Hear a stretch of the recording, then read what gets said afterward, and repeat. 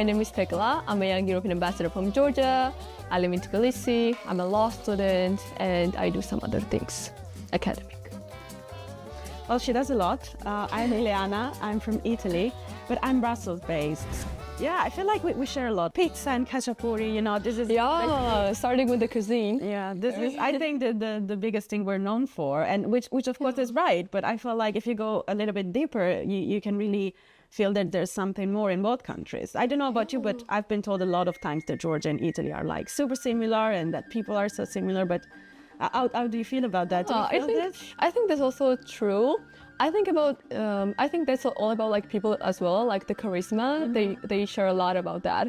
The passion they also share, and also cuisine as well, because we're really good at that, both of the nations. So we share that. That's true. Naturally. I felt the passion because I was living actually in Georgia for a few months. Yes, I lived in Tbilisi, of course. The academic thing or touristic, or it was a trainship. So like none of them we can say, but it was an amazing time. And you know, when I was living in the country, I could really feel that, okay, I was seeing the similarities that we share, but also all the differences. Like I feel like that the passion that you guys have towards the European Union and the civil commitment that you have in your society, I mean, we can definitely say that. I don't know if it's a thing for us in Italy. It's beautiful. I mean, I appreciate a lot what you're doing. I guess it's a really hard moment, but yeah, right now it's a very hard moment. Actually, I think that's because like we're very European Union oriented, and I think you guys already have that covered as a nation. Yeah, I agree. And that also has to do with like a lot about like social activism. I have never had like authentic Italian experience because I have never been, but I think your culture is so exposed to the society, so loved and so appreciated that I have did many things that like maybe is part of Italian culture. Yeah, but about, you know, like the civil passion that you were talking about, I think that you lose some of it when you already born in a country that is part of the European Union, because you basically don't have to fight for it, which is something that you're doing and which is great, but that I never had to do. And if I look at my peers, I don't think I would see that kind of passion and strength towards like activism and social engagement that I saw when I was in Georgia.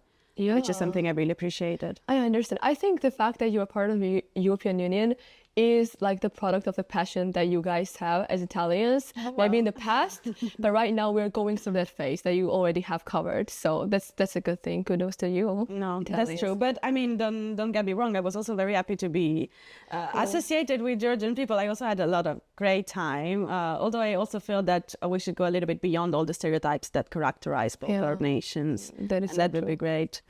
How do you feel like, now that you came to Brussels, how do you feel like being a young woman, a Georgian one, coming from one of the Eastern Partnership countries, and also that is getting so close to the European Union in a sense? How would you describe your experience here? Well, first of all, I am very, very grateful. And second of all, I really feel the sympathizing of people here. Do you feel like you... In your career as young European ambassador, if we can call it so, or you were able to fight some stereotypes of your country, or in general of the Eastern region, if we can call it so, or even when you approach to people from the Western Europe that maybe don't know a lot about your country? Okay. Yeah, first of all, as a young European ambassador, I had to fight the stereotypes that came with the title. So in Georgia, like when it comes to social activism, not many people are like exposed to what being a young European ambassador is. And just the word ambassador is quite loud, like quite loud. When you like go to the institution and you're like, hey, I'm a young European ambassador, all they hear is the ambassador. That's true. It happened to me once as well. I was like talking about the initiative and they were like, how come you became an ambassador? You're so young. And I know, but this is why I'm a young European ambassador, which is something completely different from a diplomatic The keyword is young, right? Yeah. No, yeah, that's true. That's true. But this is also because people, of course, don't know a lot about different programs and maybe communication programs that the European Union have. And they also sometimes ask me, why do you really focus on this kind of countries, right? They, of course, you know, as you said, when you came to Brussels, you met a lot of people that knew a lot about other countries. But if you would go, for example, to the southern of Italy, you would notice that that not a lot of people know about what's beyond, let's say, the European borders, which of course it's also natural if you think of the job that you do and of the interest that you have in life.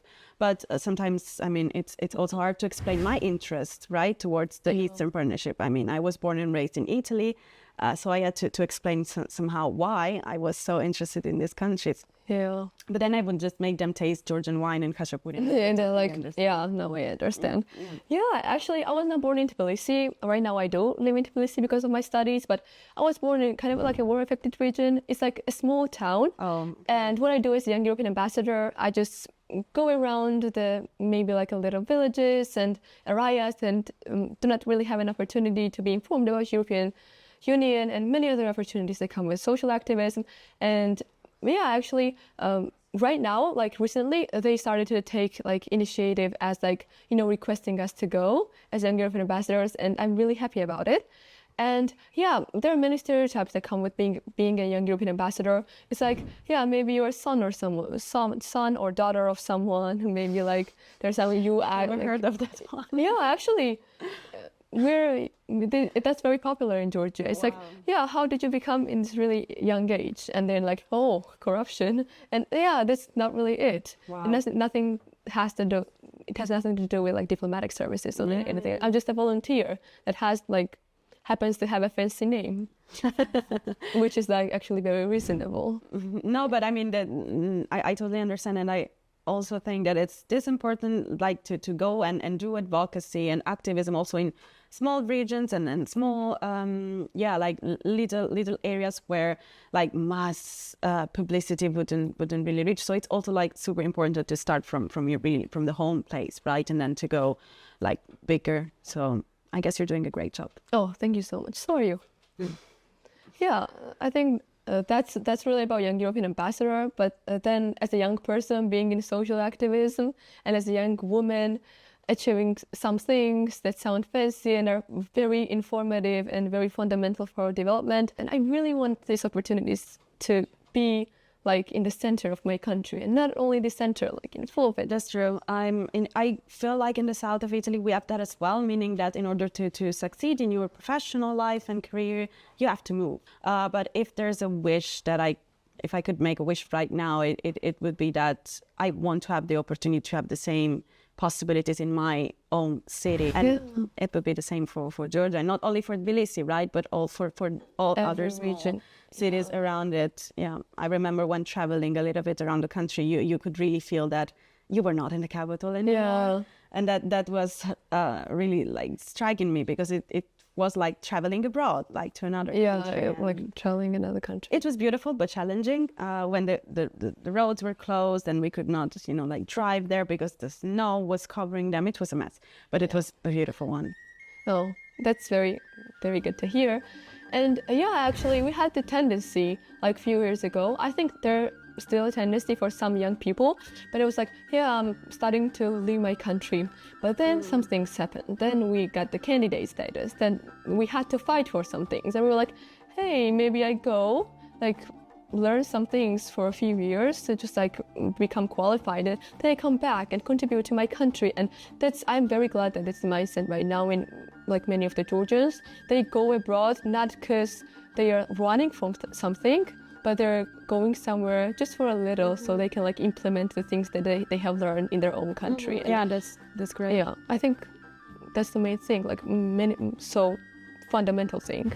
And can I ask you if I can now, you're living the current situation in your country, are you feeling about it from a very personal point of view, being a citizen of that country and seeing your peers fighting for something so great?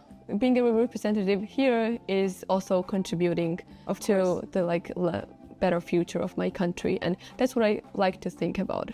This is a very positive note, I would say, to add to the conversation, but I was really feeling the same, because when I was in Georgia, of course, none of this was happening, and then I left, and I'm seeing all of this from a very distant and far place, and I wish I was there, to really feel the mood, and to also to try to help in a more proactive way. But I guess that what we do here and what we do as Young European Ambassador counts and helps a lot also for this kind of causes, and this is why I would say that we will keep doing it. Indeed. agree.